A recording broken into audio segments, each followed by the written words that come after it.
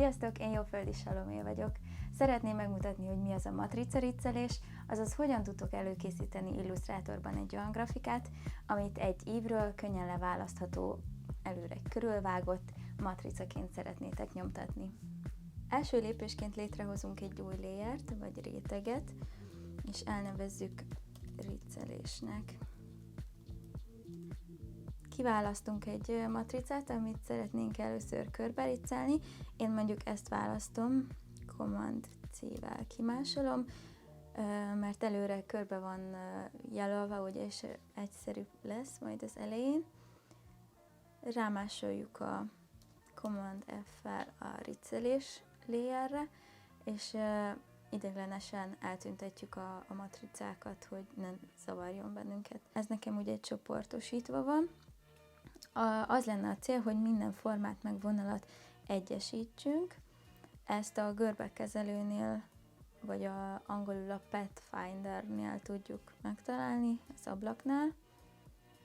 És a két egybeolvasztott négyzetet, ha rákattintunk, akkor egybeolvadt. A riccelésnek ugye az a lényege, hogy egy bizonyos távolság, biztonsági távolság meg legyen adva a grafika és a vágás között.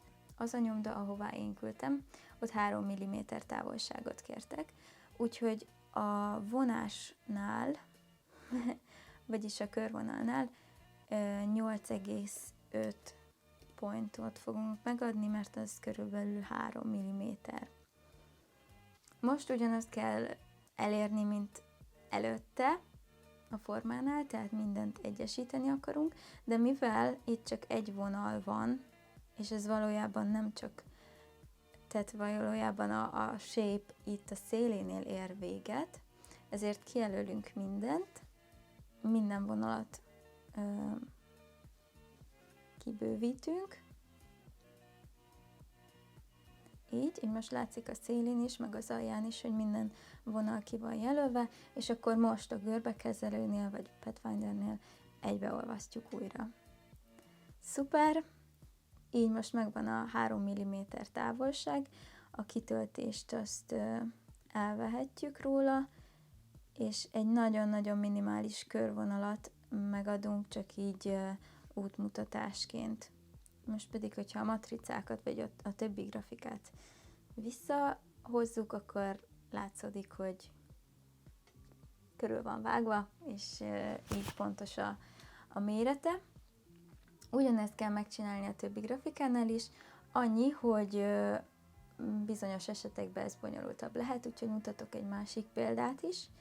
Leveszem a lakatot, és ugyanúgy rámásolom ezt most egy új riccelés layerre. Na most ebben az esetben, mivel a belső részek ugye nincsenek kitöltve, ezért első lépésként a vonalat fogjuk megadni, 8,5-öt, mint az előzőnél, és akkor itt látszik, hogy egy kicsit bonyolultabb a dolog, olyan vonalak is kitülemkednek, amire nincsen szükség, úgyhogy ezt helyre fogjuk igazítani így manuálisan. Tehát ugyanúgy, mint az előző esetben kibővítjük az egészet, mert itt is látszik, hogy a körvonalnak a legszélesebb körvonala az nincsen kijelölve, és hogyha kibővítjük, akkor látszani fog, hogy mindenféle vonal meg forma ki van jelölve. Most, hogy ez megvan, akkor egybeolvasztjuk őket. Még így is a közepén maradtak olyan kis formák, amire nincs szükség, úgyhogy rákattintunk, és egyszerűen csak kitöröljük őket. Nem tudom amúgy, hogy erre van egy gyorsabb megoldás. Én még nem jöttem rá, de ha van, akkor szóljatok.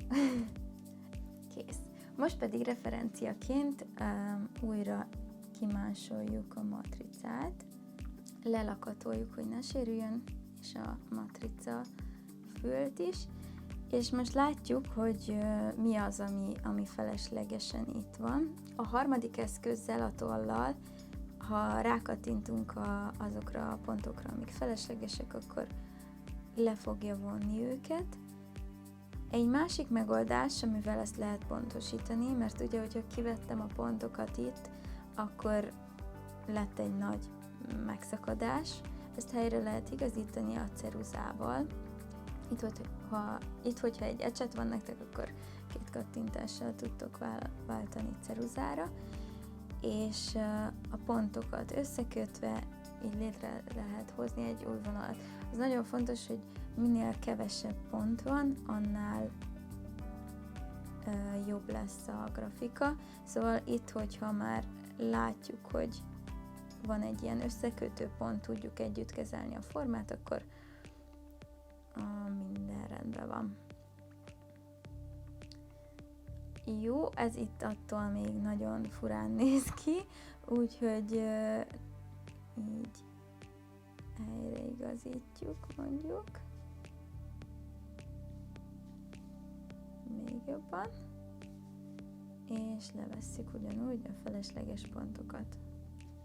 Ezekben az esetekben például időveszteség lenne így a kis minusszal törölgetni a pontokat egyesével, úgyhogy első lépésként a ceruzával húzunk egy ilyen nagyobb ívet, hogy körülbelül miért szeretnénk látni. Így, és akkor nagyjából helyre is igazítja, ezek után pedig még lehet kivenni egy-két vonalat, hogyha úgy érezzük, hogy túl sok van. Igen, ez meg szokott történni. Ilyenkor nem tudom miért történik, valószínűleg csak rosszul húzom a vonalat. Ponttól pontig kell körülbelül, hogy nagyjából éri, a többit nem muszáj pontosan, de a kezdő meg a végső vonal mindenképpen tehát ponthoz kell végigérjen, hogy összekösse őket. Jó, nagyjából készen van, tehát ugyanúgy most eltüntettem a referenciát, igazából ki is törnöm, mert már nem lesz rá szükség.